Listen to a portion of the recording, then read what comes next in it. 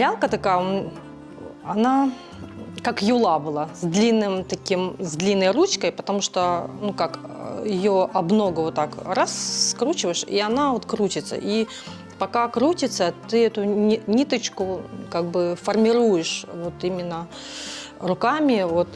Конечно, у Виташки были больные руки, у нее пряжа получалась более грубая, толстая, а у меня тонкая.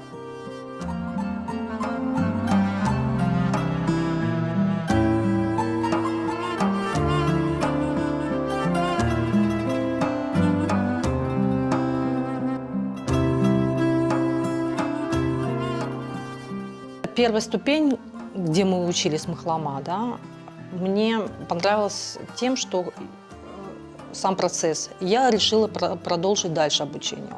А на второй ступени у нас была двухсторонняя вышивка, глухая гладь.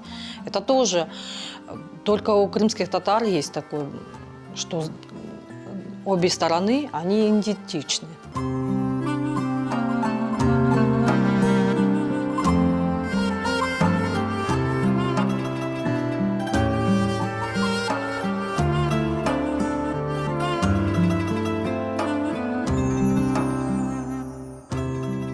Старинные наши орнаменты очень тоже вдохновляют. Мы когда учились, нам как учебное пособие нам Венера Оджа давала, чтобы как для примера, потому что там же тоже вышивка по регионам разделяется. Там есть и степной орнамент, есть центральный, есть южнобережный. Они отличаются между собой. Смотришь, и какие-то вот старинные вот эти вот орнаменты, где-то что-то думаешь, вот можно применить тоже. Каждый орнамент должен работать. Если это будет хоранхаб, то он должен, конечно, обязательно достаток в семье, процветание, чтобы дети росли здоровые, чтобы дети были. Поколение, чтобы поколение не обрывалось.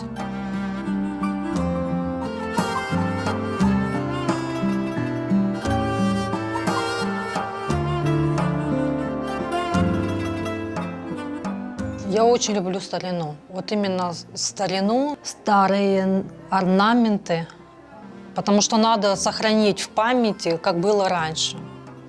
Со временем ветхие становятся тканью. Но когда вот продублировать вот именно свежими нитками, новой тканью, оно прослужит еще дольше.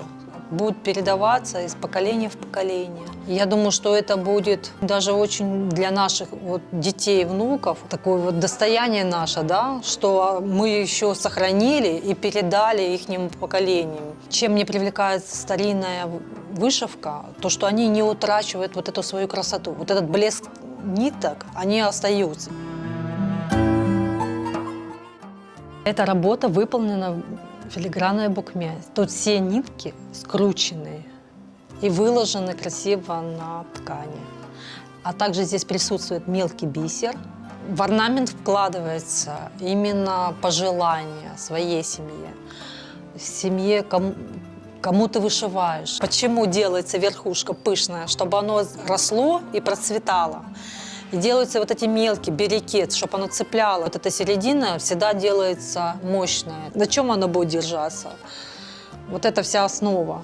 И от него разветвления идут и дети, и родители, и бабушки, и дедушки, наши предки. И моя цель – все, что нам досталось от предков, передать дальше.